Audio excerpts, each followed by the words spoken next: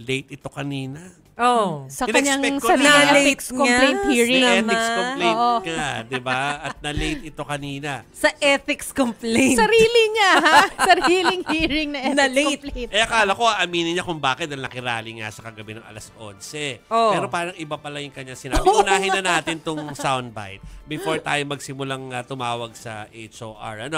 Puntahan natin yung sinabing dahilan ni Congressman Kiko Barsaga kung bakit siya late kanina.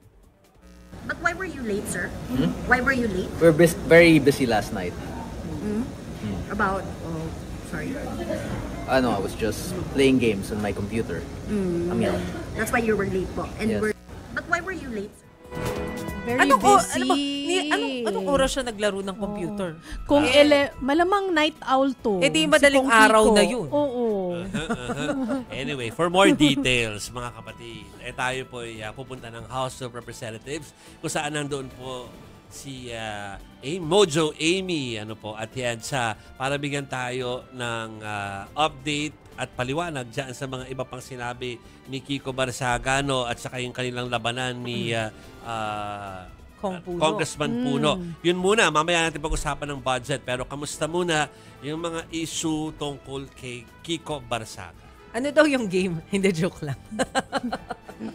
Good evening, Jovi Chikimase. Dito pa nga rin sa House of Representatives kaninang umaga, naging malaking usapin nga itong si Cavite 4th District Representative Kiko Barzaga. Bukod kasi sa rally na isinagawa niya kagabi, yun nga, nagkaroon ng hearing ng House Ethics Committee sa pangunguna na nga rin ni Chairperson JC Abalos patungkol nga dito sa mga unethical daw na social media posts ni Representative Barzaga. At kanina rin inamin niya naman na na-late siya dito sa hearing na isinagawa nga ng House Ethics Committee at hindi niya na daw nagawang depensahan pa yung sarili niya. Ang nalaman niya na lang ay meron daw reconciliation subcommittee na gagawin ng Ethics Committee ng House of Representatives para nga daw mapag-usapan ni Representative Barzaga pati na rin ni House Deputy Speaker Ronnie Puno ang mga magiging diskusyon patungkol na dito sa mga ipinapakitang aksyon ni Representative Kiko. And so far, parehas sila na sinabi nila na i-decline nila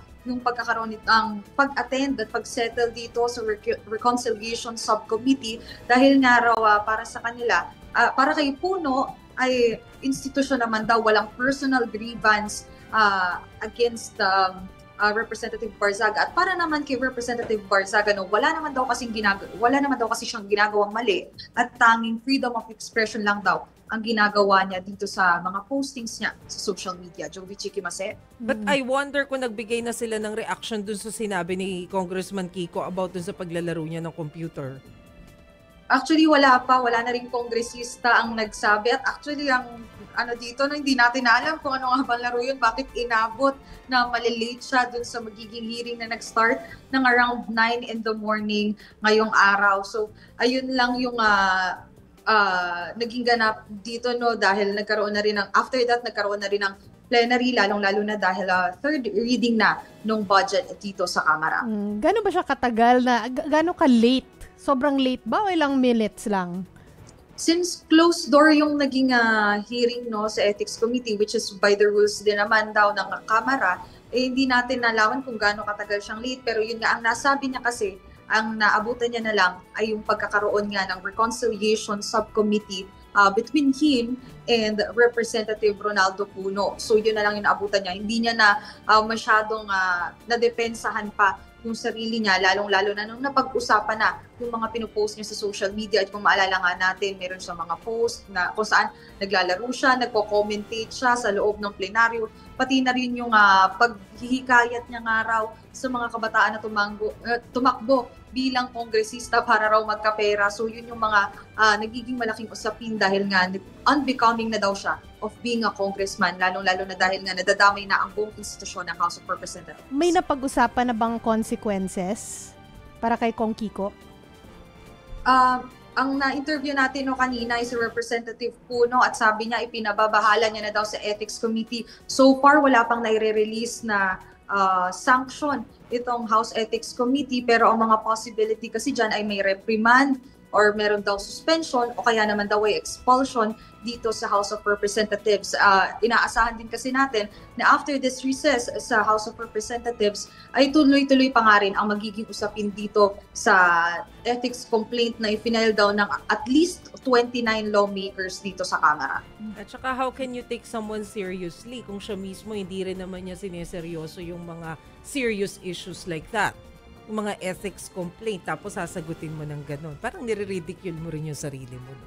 Anyway, hinahabol ko nga sila Amy kanina kung pwede magpatanong kay Congressman Kiko Barsaga. Pero nakita ko tapos na kaya hindi ko na inadano. Pero ang tanong ko, kung hindi ba sa nalito si Congressman Kiko Barsaga kagabi? Kasi sinasabi niya nasa Forbes pero nakikita ko siya nasa side siya ng Dasmariñas Village dahil kitang-kita ko yung Dusit Hotel dun sa sa camera work natin no. Pero anyway, parang naliligaw siya the same way na nauna siyang magpunta ng Raha Sulaiman muna. Pero imbis na pumunta ng Forbes. Pero anyway, antok na tayo lahat kagabi at ayaw na natin masyadong isipin ang pagkalito niya. No? I think nasabi naman na ni Amy ang halos lahat ng update tungkol dito kay sa ethics case laban dito kay Congressman Kiko Barsaga. Lipat ako, Amy, ng issue. Hindi man issue, kundi importanteng dapat natin pinag-uusapan ay yung pagpasa ng budget. At alam namin ay pasado na ito dyan sa lower house. Sa final reading, any updates yung pinaka-highlight nung ipinasang version ng Kongreso? Well, isa nga sa naging malaking usapin dito sa Kamara pagdating dyan sa budget ay yung pagkakaltas nga ng budget ng Office of the Vice President. Kasi nung nailagay ito sa 2026 National Expenditure Program, nasa around 902.8 million pesos ang budget ng OVP. At nung una naman budget deliberations ay nakita natin dito si Vice President Sara Duterte. Doon naging laro rin yung naging budget deliberations kasi kung maalala natin, natanong niya pa nun si interpolator Attorney Reneco or Representative Reneco kung kaano-ano daw niya si former Representative Zaldico. At yun nga, sa mga sumunod na hearings dito sa Kamara, hindi na natin nakita ang kahit sinong staff din ng OVP. At doon na nga napagpasyahan at napropose ni Representative Laila de Lima no second hearing dito sa House of Representatives na magkaroon nga ng pagkakaltas sa budget ng OVP. So from 902.8 million pesos, naging 733 million pesos na lang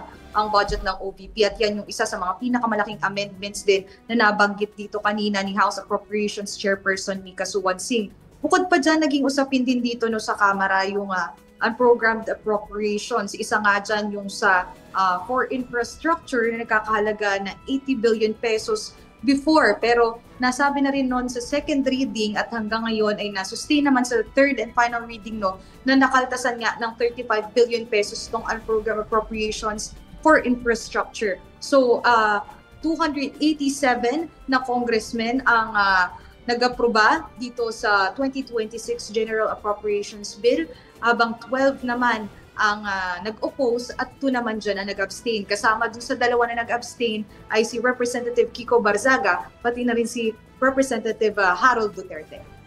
Okay, so malinaw ba? Sorry, baka nasabi mo na, Amy, pero wala nang flood control projects na pinondohan. Tapos yung pondo na nakalaan dapat for that ay inilipas sa edukasyon, sa health sector at sa agri. Tama, di ba? Para lang malinaw tayo. Okay, so ano next? Yes, Kasi actually, siyempre, alam natin, yes, Amy, na hindi lang naman yan ang huli. Kahit sabihin natin na yan na yun, pinasa pero tinanggal ang flood control. May mga iba pang steps na pwedeng pagsingitan Diba? Yes, actually, dun sa 255 billion pesos na nabawas nga sa Department of Public Works and Highways, karamihan ng pondo na napunta ay sa education para sa kanilang mga classrooms na ipapagawa. Meron din sa health, lalo na sa PhilHealth, kung saan nga naglabas din ang mandate ang Kongreso na sana daw ay makapag-release din ang PhilHealth kung saan at paano nga ba ginagastos itong PhilHealth funds by June 30, 2026. At bukod pa dyan, syempre, isa din sa mga priority dito sa Kamara, simula pa lang ng 20 Congress ay ang sa agriculture. So bukod nga dyan, susunod na dyan actually, ay itataas na nila ito sa Senado at after niyan, ay syempre pagdidiskusyon na nila ito sa bicameral conference na mangyayari para nga ma-finalize na rin yung budget para sa 2026. Okay. Okay. Sige, maraming salamat sa'yo, Amy. Salamat, Amy Atienza.